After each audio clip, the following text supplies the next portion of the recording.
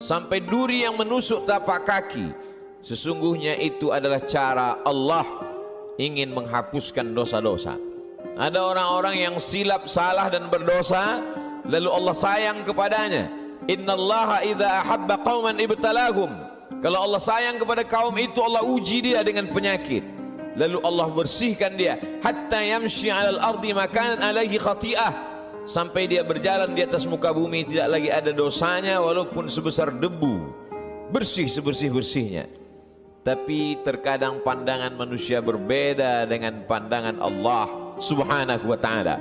Allah menguji manusia membuat derajatnya naik. Allah menguji manusia membuat dosanya hilang. Allah menguji manusia membuat dia sabar, dan ketika dia sabar Allah berikan balasan. Innama yuwaffas sabiruna ajrahum bighairi hisab. Balasannya tidak dapat dihitung oleh manusia. Tapi kemudian manusia memandang inilah orang yang terlaknat karena sering sakit. Inilah orang yang terlaknat karena selalu banyak kesulitan, kesusahan dalam hidupnya. Padahal orang yang terlaknat adalah orang yang ketika diberikan nikmat, manusia menganggap, menyangka itu nikmat, padahal itu hanyalah azab yang tertunda. Apa kata Allah Subhanahu wa ta'ala? Sanastadrijuhum, kami berikan mereka istidraj min haitsu la ya'lamun, tanpa mereka sadari mereka sedang dipermainkan Allah Subhanahu wa ta'ala. Orang menyangka mereka adalah orang-orang yang diberi nikmat, padahal sesungguhnya dia sedang dipermainkan dengan azab tapi berbaju nikmat. Nabi menjelaskan ayat ini, innallaha la yumli lizalim. Allah Subhanahu wa ta'ala mengulur orang-orang yang zalim, yang aniaya. Diulur umurnya panjang, diulur rezekinya banyak, diulur keluarga anaknya sehat, lengkap, sempurna, tapi justru itu menjauhkan dia dari Allah Subhanahu wa ta'ala. Ada manusia ini perbuatannya jauh dari Allah, tapi istrinya dekat kepada Allah. Ada manusia ini keluarganya jauh dari Allah, tapi pekerjaannya dekat kepada Allah. Laknat adalah ketika tiga-tiga yang ada dalam diri manusia semuanya jauh dari Allah Subhanahu wa ta'ala. Tabbat syada Abi Lahab wa tabb. Abu Lahab dilaknat Allah. Apa yang pertama jauh dari Allah Subhanahu wa ta'ala? Ma aghna anhu maluhu. Hartanya yang banyak justru membuat dia semakin jauh dari Allah. Wa ma kasab. Usahanya, pekerjaannya, perbuatannya, aktivitasnya juga membuatnya jauh dari Allah. Wa mra'atuhu hammalatal hatab. Perempuan yang mendampingi dirinya juga membuat dia semakin jauh dari Allah Subhanahu wa ta'ala. Jangan sampai kita salah pandang. Karena salah berfikir, maka kita akan salah melihat, salah berbicara. Akhirnya kita akan su'uzan kepada Allah Subhanahu wa ta'ala. Di mana keadilan Allah? Mengapa orang yang tidak berbuat pahala, tidak pernah berbuat sedekah, tidak pernah melaksanakan salat, badannya sehat, umurnya panjang, rezekinya melimpah? Di mana keadilan Allah? Salah faham, salah fikir, salah pandang, salah bicara. Padahal sesungguhnya Allah Subhanahu wa ta'ala sedang berbuat seadil-adilnya. Ada orang-orang yang salah, diberikan Allah ujian sakit, lalu kemudian hapus dosanya, bersih dia menghadap Allah. Tapi ada orang-orang yang salah, karena dia tahu perbuatan itu salah, dia teruskan dalam kesalahannya. Mereka tidak kafir, mereka disebut dengan fasik. Yudhillu bihi katsira. Banyak orang yang disesatkan Allah. Wa yahdi bihi katsira. Banyak orang yang diberi hidayah oleh Allah. Siapa itu orang yang disesatkan Allah? Wa ma yudhillu bihi illa al-fasiqin. Yang disesatkan Allah adalah mereka yang fasik. Siapa itu orang fasik? Orang yang tahu bahwa perbuatan itu salah, dia lakukan kesalahan itu dengan penuh kesadaran. Dia sadar bahwa dia diperhatikan Allah, dia tahu bahwa dia lihat Allah, dia tahu bahwa bersamanya inna alaikum lahafizin, bersamamu ada malaikat-malaikat yang menjaga, kiraman, mulia, katibin, mencatat, ya'lamuna ma taf'alun. Mereka tahu apa yang kamu lakukan. Tapi dengan penuh kesadaran dia langgar aturan-aturan Allah. Mereka adalah orang-orang yang fasik. Mereka diazab Allah Subhanahu wa ta'ala di dunia, bukan dalam bentuk kemiskinan, bukan dalam bentuk kefakiran, bukan dalam bentuk penyakit, diazab dalam bentuk kenikmatan agar dia semakin jauh dari Allah Subhanahu wa taala. Innallaha la yumli lizalim. Allah Subhanahu wa taala mengulur orang-orang yang zalim itu, diulur umurnya, dipanjangkan umurnya, dilimpahkan rezekinya, disehatkan anak-anaknya supaya semakin jauh dari Allah Subhanahu wa taala. Hatta idza akhadhahu lam yuflithu, sehingga ketika Allah menjatuhkan azabnya ke neraka jahanam nanti, maka tidak ada lagi yang tersisa dari dirinya kecuali hanya layak menerima azab Allah Subhanahu wa taala. Innallaha la yazlimu mithqala dzarrah.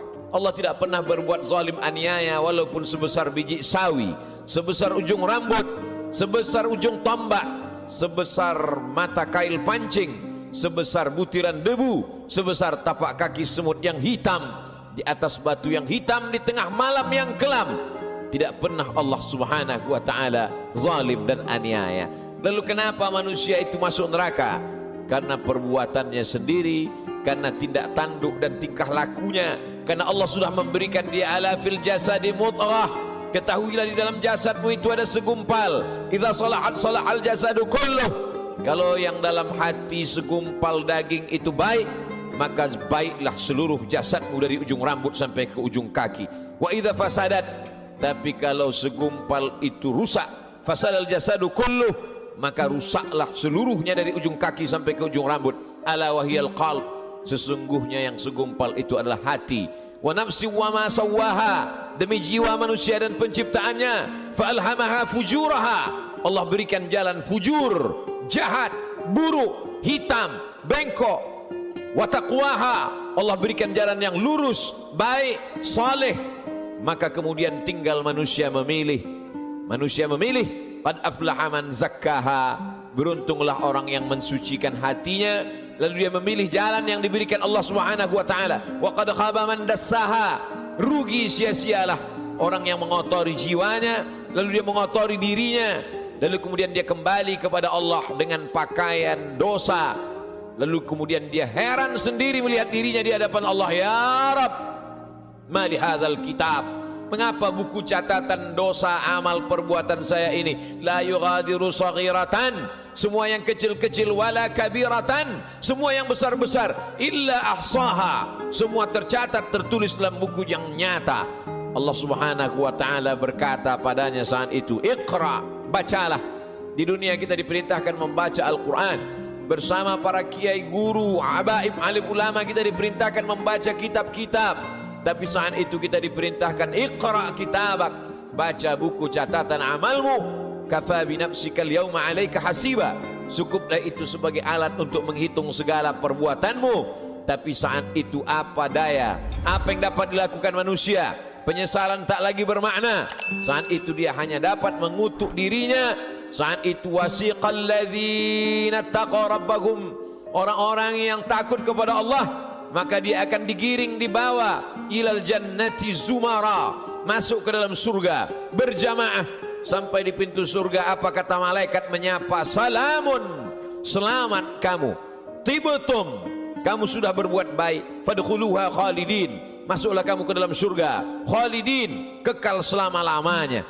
Mendapatkan salam dari pejabat, mendapatkan salam dari orang kaya, betapa bangga, betapa terhormatnya. Ini bukan salam dari makhluk.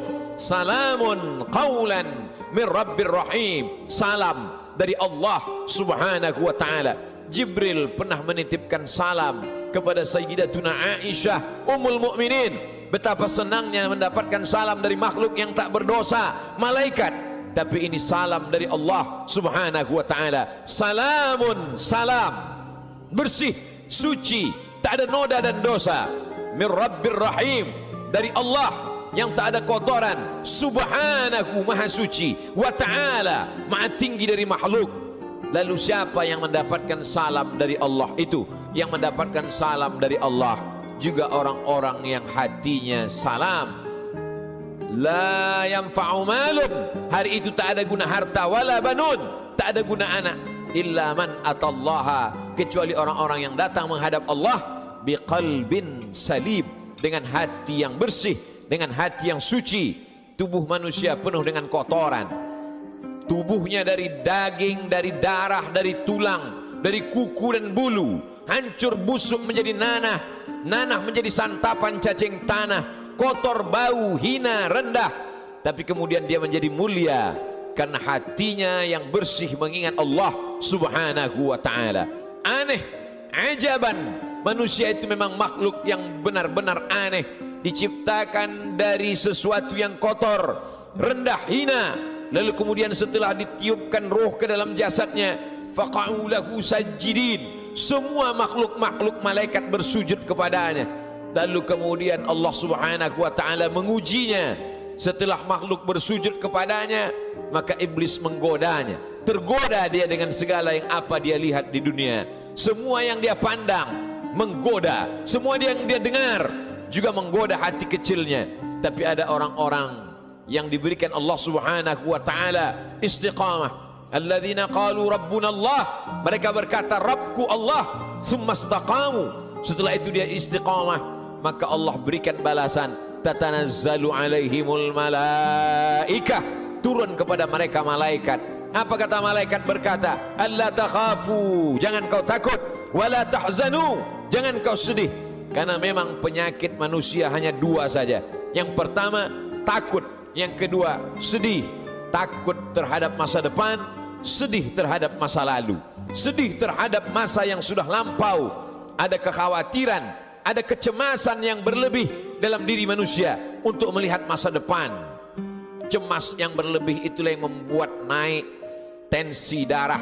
Cemas yang terlalu berlebih dari batas normal itulah yang membuat naik jantung koroner, diabetes dan lain sebagainya. Tapi orang-orang yang istiqamah, dia selalu berada dengan Allah subhanahu wa ta'ala. Masalah hidup ini besar, tapi dia berharap kepada yang maha besar. Allahu Akbar. Masalah hidup ini hebat, tapi dia mendekat kepada yang maha hebat. Allah Jalla Jalaluh, mulia. Tidak ada yang lebih mulia daripada Allah subhanahu wa ta'ala. Semua yang bersama dengan Allah, maka Allah akan membersamainya. Orang-orang yang diuji itu selalu merasa bersama dengan Allah, maka kemudian Allah membalasnya, innallaha ma'as sabirin, Allah bersama mereka. Ayatnya tidak berkata innas sabirina ma'allah, orang-orang sabar bersama Allah, tapi Allah lebih mendahulukan dirinya. Aku bersama mereka, kata Allah subhanahu wa ta'ala. Ana inda husni zanni abdi bi, aku menurut prasangka hambaku kepadaku. Idza dzakarani, kalau dia mengingat aku, menyebut aku, fi nafsihi, dalam dirinya sendiri, dzakartuhu fi nafsi, maka aku pun akan menyebut, mengingatnya sendiri, kata Allah subhanahu wa ta'ala. Wa idza dzakarani fi mala'in, kalau dia mengingat aku, menyebut aku bersama orang-orang yang ramai, bersama makhlukku, kata Allah, dzakartuhu fi mala'in, aku juga akan balas, aku akan sebut namanya, aku akan muliakan dia. Fi mala'in khairum min mala'ihim, di satu kelompok jamaah, di satu kelompok orang makhluk yang lebih mulia daripada mereka. Saat itu makhluk ini dimuliakan Allah subhanahu wa ta'ala. Majtama'a qaumun fi baitin min buyutillah, sekelompok orang berkumpul di rumah Allah, yatsluna kitab Allah, yang dia baca adalah firman ayat-ayat Allah, wa yatadarasunahu fima bainahum, dia kaji isinya dalam kajian tafsir, dalam kajian fikih, dalam kajian hadis, dalam kajian akhlak, dalam kajian usul fiqh. Nazalat alaihimus sakinah, turun ketenangan ke dalam hati mereka. Hati bukan punya kita. Qalbul mu'min baina asabi'ir rahman, hati orang beriman seperti uang logam yang dipermainkan di jari jemari. Begitulah Allah subhanahu wa ta'ala kuasa untuk membuat hati yang sempit menjadi lapang, untuk membuat hati yang susah menjadi senang. Semua berada dalam genggaman qudrat iradat kuasa Allah subhanahu wa ta'ala. Haffat bihimul malaikah, mereka dikelilingi oleh para malaikat. Wa dzakarahumullahu fi man indah, dan mereka dibanggakan Allah subhanahu wa ta'ala kepada para malaikat. Ketika Allah menciptakan manusia, apa kata malaikat? Ataj'alu fiha, untuk apa kau ciptakan mereka ya Allah? Ataj'alu fiha man yufsidu fiha wa yasfiku dima, mereka hanya akan berkelahi, berperang, menghancurkan negeri. Lalu apa kata Allah subhanahu wa ta'ala? Menjawab dengan kata-kata kalimat rahasia, inni a'lamu ma la ta'lamun, aku lebih tahu apa yang kamu tidak tahu. Kata-kata firman Allah terbukti karena dia maha benar. La yatihil batilu min baini yadayhi wala min khalfih. Tidak ada kebatilan dari depan, belakang, atas, bawah, kanan dan kiri. Maka Allah tunjukkan ada sekelompok manusia yang ketika kata-kata orang lain kotor, nista, najis, yang keluar dari mulutnya adalah subhanallah, walhamdulillah, wala ilaha illallah, wallahu akbar. Ada sekelompok manusia ketika hati manusia mencaci maki, mengutuk Allah, mengutuk nasib, mengatakan tidak adil takdir Allah, tapi ada manusia yang ridha menerima ketetapan Allah subhanahu wa ta'ala. Orang-orang yang ridha, orang-orang yang istiqamah, maka Allah balas mereka, alla takhafu, tidak lagi ada rasa takut dalam hatinya, wala tahzanu, maka kosong hatinya dari sedih. Setelah hati itu hilang rasa takut dan rasa sedih, lalu kemudian ditanamkan Allah kebahagiaan dan kesenangan. Wa abshiru bil jannati allati kuntum tu'adun, berbahagialah kamu mendapatkan nikmat surga yang dijanjikan Allah subhanahu wa ta'ala. Ketika datang seorang sahabat bertanya kepada Rasulullah, "Ausini, berikan aku wasiat pesan yang singkat. Setelah aku dapatkan, aku tidak perlu lagi bertanya kepada siapapun di dunia ini ya Rasulullah." Lalu Rasul memberikan pesan yang singkat, "Qul," katakan, "amantu billah," aku beriman kepada Allah, aku percaya kepada Allah, aku yakin kepada Allah. "Tsumma istaqim," setelah itu istiqamahlah. "Faqsusil qasasa," ceritakan kisah-kisah itu ya Muhammad. "Faqsusil qasasa," ceritakan kisah-kisah itu wahai pewaris Muhammad sallallahu alaihi wasallam. "La'allakum yatafakkarun," mudah-mudahan mendengar kisah itu mereka akan berfikir. Mudah-mudahan dengan membaca, mendengar kisah itu mereka akan merenung.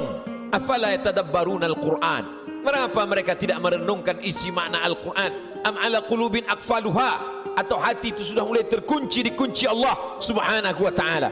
Allah uji Ibrahim alaihi salam, diuji dengan menghadapi ayah yang kufur kepada Allah, Azar, dia tetap istiqamah. Diuji dengan menghadapi umat Namrus, membakarnya dengan api, dia tetap istiqamah. Diuji dengan tidak punya anak, berdoa siang dan malam, "Rabbi habli minas salihin," dia tetap istiqamah. Setelah anak lahir diuji lagi, Allah minta anak itu dikurbankan, dia tetap juga istiqamah. Ujian datang silih berganti. Itu juga yang terjadi pada Musa alaihi salam, dibesarkan di istana Fir'aun, lengkap dengan segala kenikmatan dan kemewahannya. Mudah sekali cara Allah mengeluarkan Musa dari istana Fir'aun. Dia lihat ada dua orang yang sedang berkelahi, fawakazahu Musa, Musa memisahnya, tapi dua orang ini tidak juga mau terpisah. Musa memukulnya. Saat itu takdir berkata orang itu mesti mati, dan kebetulan yang mati itu adalah bagian dari komunitas Fir'aun. Nabi Musa takut. Sebenarnya itu hanya skenario cara Allah agar Musa keluar dari istana Fir'aun. Lalu kemudian saat itu tidak ada tempat dia bergantung. Selama ini dia bergantung kepada Asia, selama ini dia bergantung kepada makhluk, selama ini dia bergantung kepada ciptaan Allah. Allah lepaskan manusia dari segala ikatan agar hati itu hanya bergantung kepada Allah subhanahu wa ta'ala.